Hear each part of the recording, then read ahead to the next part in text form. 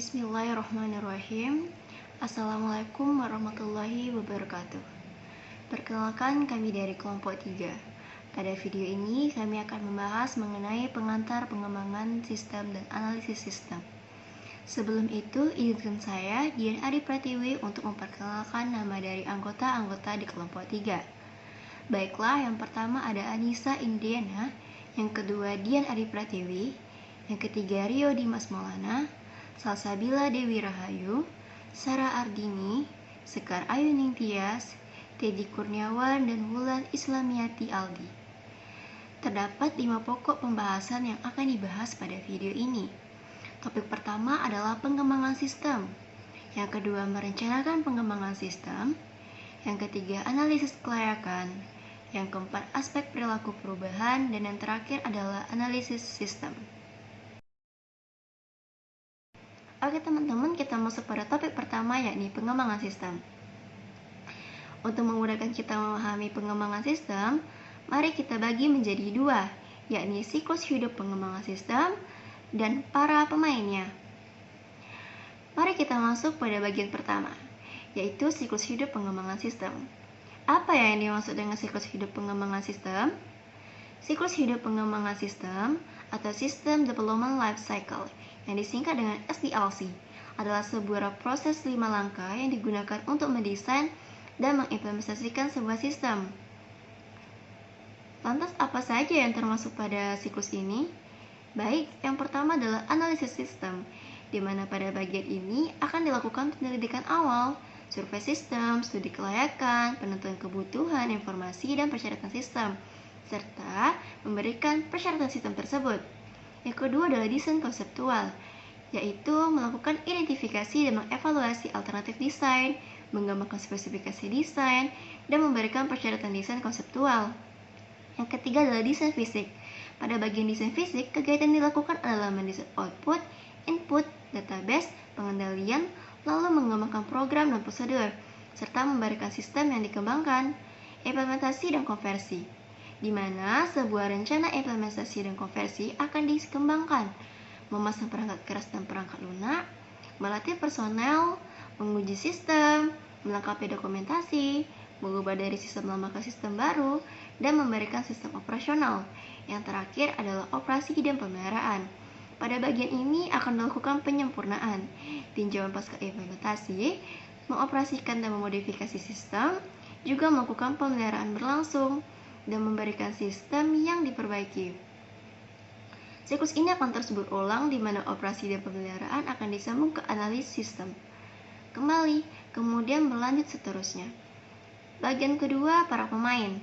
Para pemain merupakan sejumlah orang yang harus bekerja untuk mengembangkan dan mengimplementasikan sebuah sistem informasi akuntansi dengan sukses, yang terdiri dari manajemen, di mana ia memiliki peran pengembangan sistem yang paling penting, yaitu menekan pentingnya keterlibatan para pengguna dalam proses tersebut dan memberikan dukungan dan dorongan untuk proyek pengembangan, serta menjelaskan sistem dengan strategi-strategi korporasi. Berikutnya adalah para pengguna sistem informasi akuntansi mengkomunikasikan informasi yang dibutuhkan ke pengembang sistem. Kemudian, panitia pengarah sistem informasi atau disebut juga dengan Information System Steering Committee adalah manajemen tingkat tinggi yang merencanakan dan mengawasi sistem atau fungsi dari sistem informasi, menetapkan kebijakan yang mengatur sistem informasi akuntansi, memastikan panduan dan pengendalian manajemen puncak, serta mengkoordinasikan dan mengintegrasikan aktivitas-aktivitas sistem. Lalu, tim pengembang proyek. Setiap proyek pengembangan memiliki sebuah tim analis dan spesialis sistem, manajer, akuntan, dan pengguna untuk membantu pengembangannya. Para anggota tim merencanakan tiap proyek, mengawasinya untuk memastikan penyelesaian tepat waktu dan efektif biaya, memastikan pertimbangan layak diberikan ke elemen manusia, serta mengkomunikasikan status proyek ke manajemen puncak dan panitia pengarah. Lalu, analis dan pemrogram sistem. Analis sistem atau sistem analis adalah seseorang yang membantu pengguna menentukan kebutuhan informasinya, mempelajari sistem yang ada dan mendesain sistem baru, serta menyiapkan spesifikasi yang digunakan oleh pemrogram komputer. Pemrogram komputer atau komputer programmer adalah seseorang yang menulis dan menguji program menggunakan spesifikasi yang dikembangkan oleh analis serta memodifikasi dan merawat program komputer yang ada. Lalu yang terakhir adalah para pemain eksternal. Para pelanggan, penjual, auditor, eksternal, dan entitas pemerintah memainkan sebuah peran dalam pengembangan sistem. Sebagai contoh, para penjual di Walmart disyaratkan untuk mengirim implementasinya dan menggunakan Electronic Data Interchange atau EDI. Oke, topik berikutnya akan disambung oleh teman saya. Baiklah, selanjutnya saya akan menjelaskan mengenai merencanakan pengembangan sistem. Perencanaan memiliki keuntungan-keuntungan yang jelas. Perencanaan juga memungkinkan tujuan dan sasaran sistem disesuaikan dengan rencana strategis keseluruhan organisasi tersebut. Sistem-sistem lebih efisien, subsistem terkoordinasi, dan ada dasar yang kuat untuk memilih aplikasi baru untuk pengembangan. Di sini ada dua rencana pengembangan sistem yang diperlukan, yaitu yang pertama ada rencana pengembangan proyek. Rencana pengembangan proyek atau Project Development Plan adalah dokumen yang menunjukkan kebutuhan proyek seperti orang, perangkat keras, perangkat lunak, dan keuangan, sebuah analisis biaya manfaat, serta bagaimana sebuah proyek akan diselesaikan, seperti modul atau tugas untuk dijalankan, siapa yang akan menjalankannya, dan waktu penyelesaiannya. Yang kedua yaitu ada rencana induk. Nah, rencana induk ini atau master plan adalah rencana yang menjelaskan sistem tersebut akan berisi apa saja, bagaimana sistem akan dikembangkan, siapa yang akan mengembangkannya, bagaimana sumber daya yang dibutuhkan akan diperoleh, status proyek-proyek dalam proses, prioritas proyek yang direncanakan, dan kriteria prioritas. Sebuah rencana induk atau master plan jangka panjang disiapkan oleh panitia pengarah sistem informasi, menentukan sistem tersebut akan berisi apa saja, bagaimana sistem akan dikembangkan, siapa akan mengembangkannya, bagaimana sumber daya yang dibutuhkan akan diperoleh, dan kemana SIA tersebut ditujukan.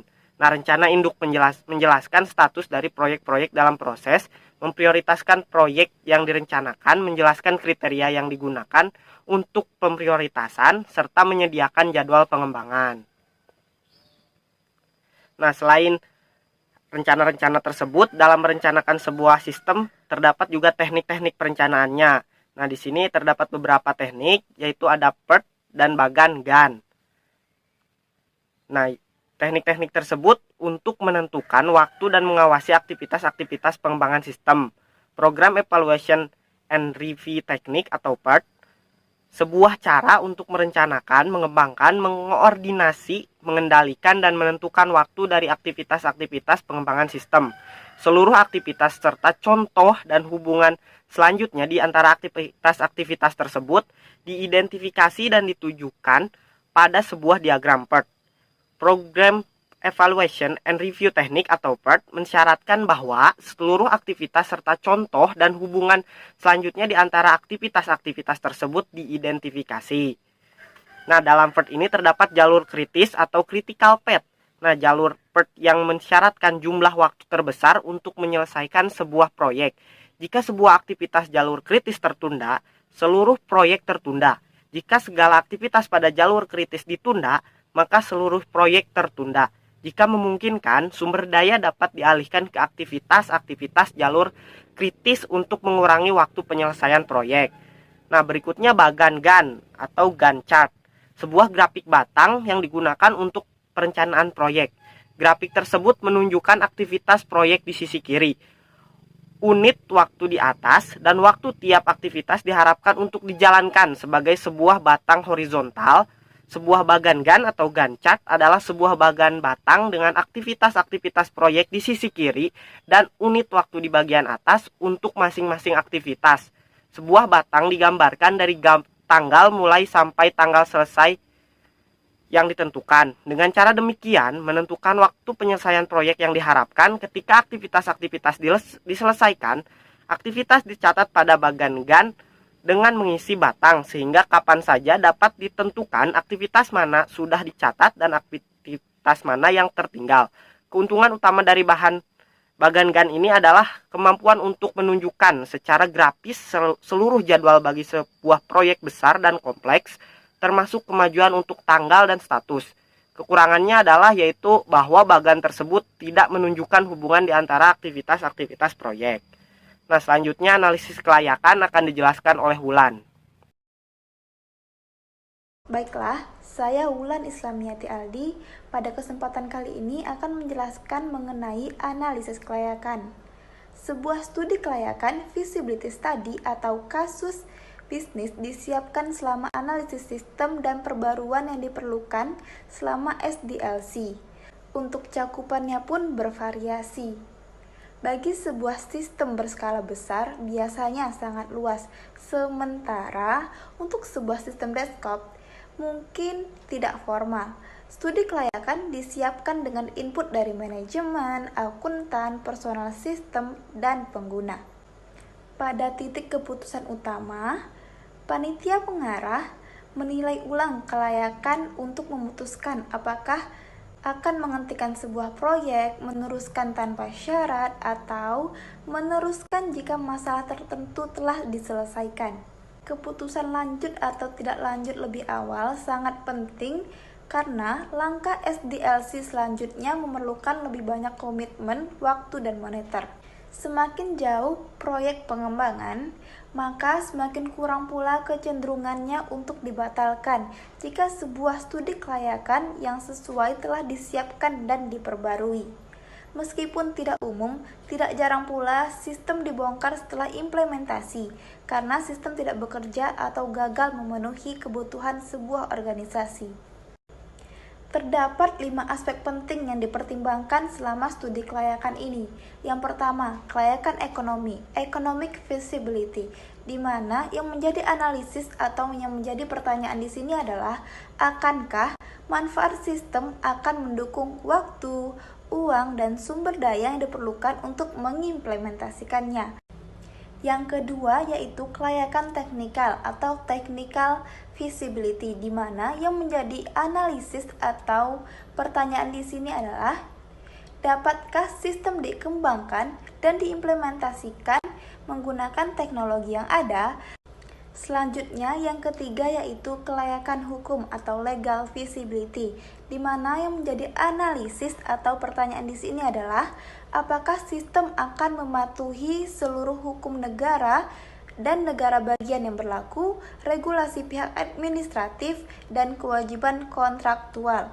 Dan yang keempat ada kelayakan penjadwalan atau scheduling feasibility, di mana yang menjadi analisis atau pertanyaan besar di sini adalah dapatkah sistem dikembangkan dan diimplementasikan dalam waktu yang dialokasikan.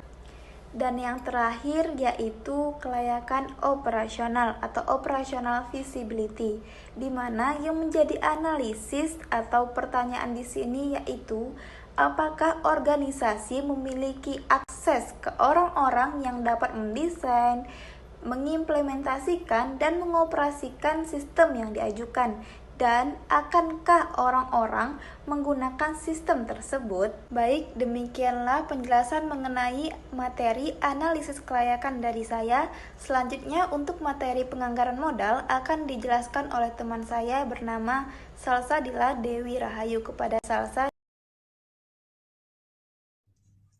Baiklah, selanjutnya saya Salsadila Dewi Rahayu dengan NIM 2022-110-171.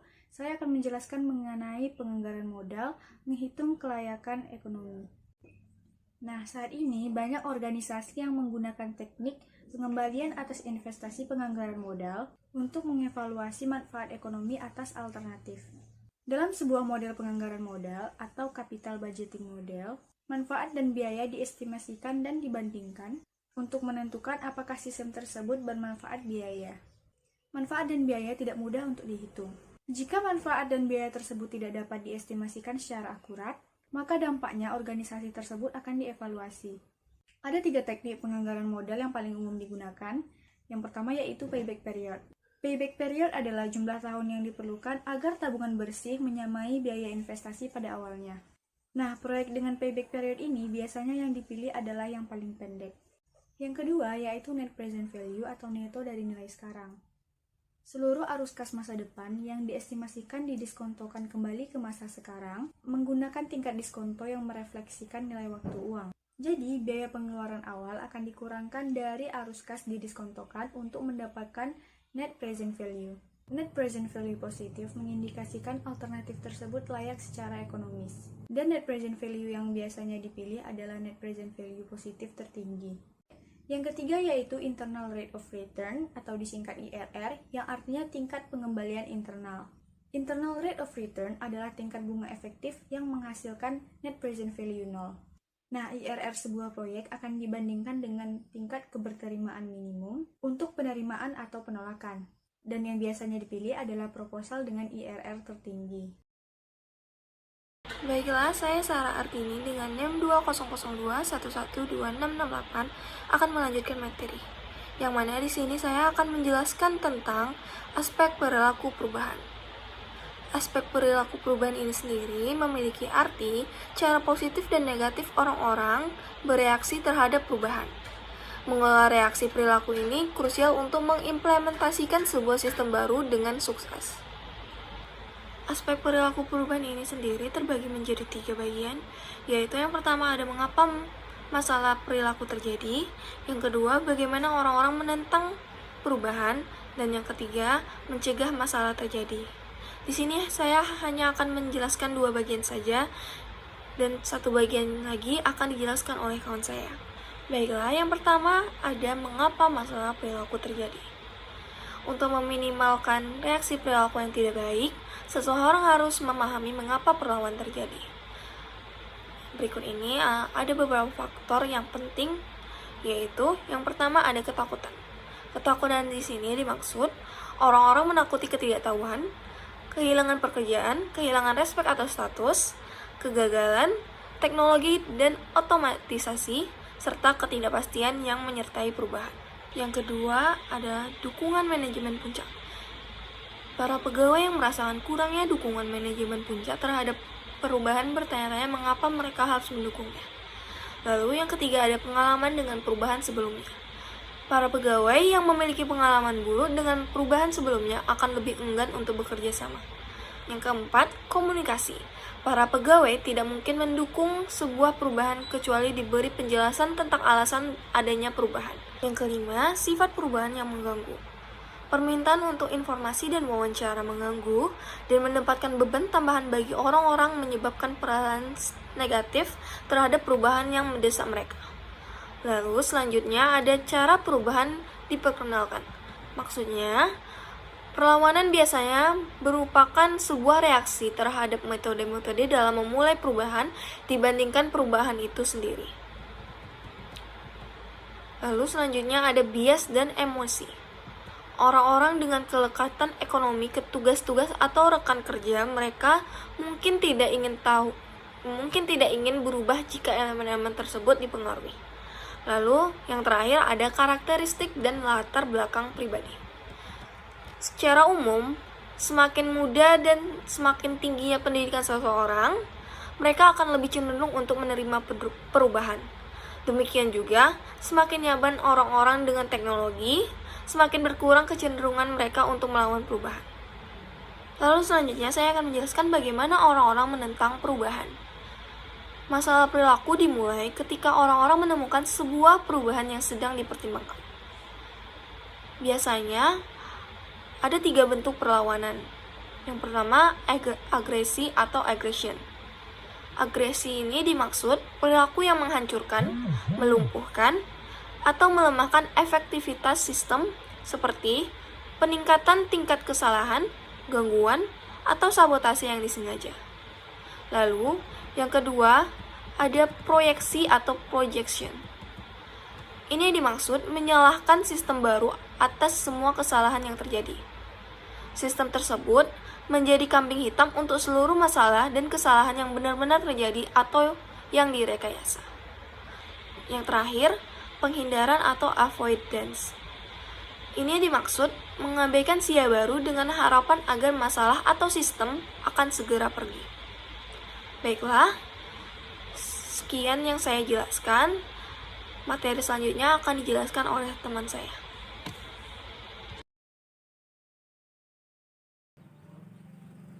Assalamualaikum warahmatullahi wabarakatuh.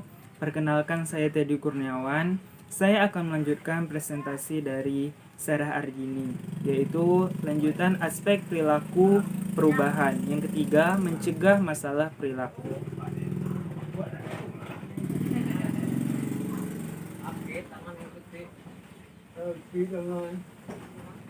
Unsur manusia biasanya merupakan masalah paling signifikan yang dihadapi sebuah perusahaan dalam mengimplementasikan sebuah sistem. Dapat ditingkatkan dengan mengamati berbagai panduan seperti yang pertama yaitu memperoleh dukungan manajemen. Tunjuk seorang pendukung yang dapat menyediakan sumber daya dan memotivasi yang lain untuk membantu dan bekerja sama dengan pengembangan sistem. Yang kedua yaitu memenuhi kebutuhan para pengguna. Sangat penting agar sistem memenuhi kebutuhan para penggunanya. Yang ketiga yaitu melibatkan pengguna. Para pengguna yang berpartisipasi dalam pengembangan memiliki pengetahuan lebih banyak, lebih terlatih dan berkomitmen untuk menggunakan sistem tersebut. Yang keempat, yaitu menghilangkan ketakutan dan menekankan peluang-peluang baru. Para pengguna sangat tertarik dengan bagaimana perubahan sistem mempengaruhi mereka secara personal. Yang kelima, yaitu menghindari emosionalisme. Ketika logika beradu dengan emosi, logika jarang dapat diharapkan. Isu-isu emosional harus diredam, ditangani dengan perilaku non-konfrontasional atau dikesampingkan. Yang keenam yaitu memberikan pelatihan. Penggunaan dan dukungan yang efektif tidak akan mungkin apabila para pengguna tidak memenuhi sistem tersebut. Kebutuhan akan pelatihan bagi pengguna sangat penting untuk dilakukan. Selanjutnya yaitu memberikan pelatihan. Selanjutnya yaitu memeriksa ulang evaluasi kinerja. Standar dan kriteria kinerja harus dievaluasi ulang untuk memastikan bahwa standar dan kriteria tersebut sesuai dengan sistem yang baru.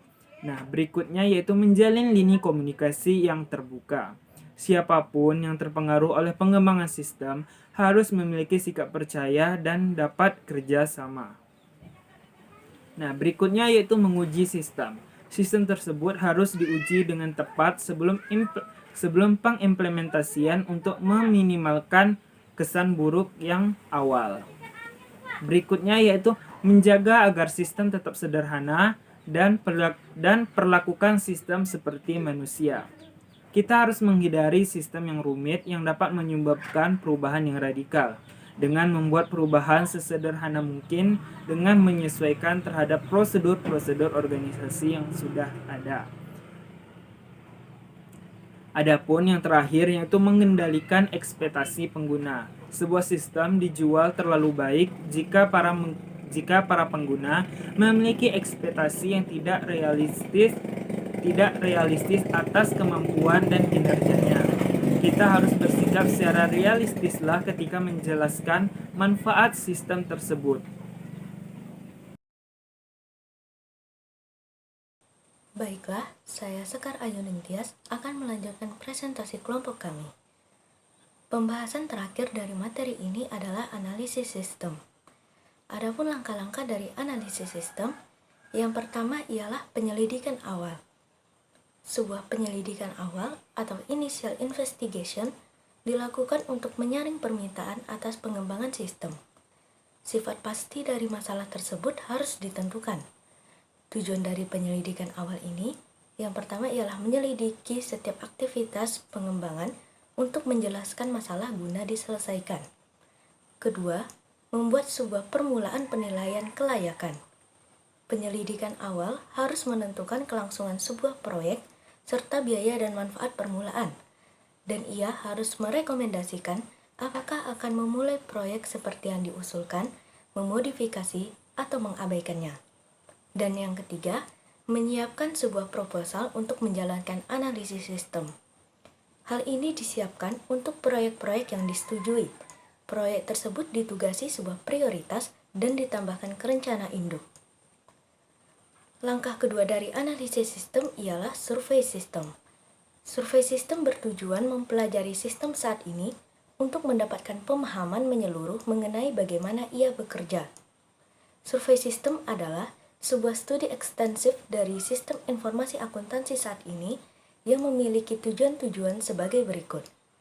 Pertama, mendapatkan pemahaman atas operasi, kebijakan, prosedur, dan arus informasi perusahaan, kekuatan dan kelemahan sistem informasi akuntansi, serta ketersediaan perangkat keras dan perangkat lunak dan personel. Kedua, membuat penilaian pendahuluan atas kebutuhan pemrosesan sekarang dan masa depan, serta menentukan luasan dan sifat perubahan yang dibutuhkan. Ketiga, mengembangkan hubungan kerja dengan para pengguna dan membangun dukungan bagi sistem informasi akuntansi. Dan yang keempat, mengumpulkan data yang mengidentifikasi kebutuhan pengguna, menjalankan analisis kelayakan, dan membuat rekomendasi untuk manajemen. Segera setelah pengumpulan data selesai, tim mengevaluasi kekuatan dan kelemahan sistem informasi akuntansi untuk mengembangkan ide guna mendesain dan menstruktur sistem informasi akuntansi yang baru. Ketika sesuai, kekuatan akan dipertahankan dan kelemahan akan diperbaiki. Survei sistem tersebut diakhiri dengan laporan survei sistem. Sekian dari saya, langkah analisis sistem berikutnya akan dilanjutkan oleh rekan saya. Baik, saya Anissa Indriana akan melanjutkan presentasi mengenai analisis sistem. Yang ketiga itu studi kelayakan. Analisis kelayakan diperbarui secara teratur sebagaimana proyek tersebut dilanjutkan serta biaya dan manfaat menjadi lebih jelas. Lalu yang keempat itu kebutuhan informasi dan persyaratan sistem. Setelah sebuah proyek dianggap layak, perusahaan mengidentifikasikan kebutuhan informasi para pengguna dan mendokumentasikan persyaratan sistem. Nah, di sini ada 4 strategi yang digunakan untuk menentukan persyaratan sistem informasi akuntansi, yaitu yang pertama, tanya para pengguna apa yang mereka butuhkan. Yang kedua, menganalisis sistem eksternal. Yang ketiga, memeriksa sistem yang ada. Dan yang terakhir, buat sebuah prototipe. Lalu selanjutnya ada laporan analisis sistem. Di sini menyiapkan sebuah laporan analisis sistem untuk merangkum dan mendokumentasikan aktivitas analisis merupakan langkah penyimpulan. Nah, sebuah keputusan lanjut atau tidak lanjut dibuat sampai 3 kali selama analisis sistem. Demikian yang dapat kami sampaikan. Apabila banyak kekurangan dan kesalahan kata, mohon dimaafkan. Semoga materi yang kami sampaikan dapat bermanfaat. Terima kasih. Assalamualaikum warahmatullahi wabarakatuh.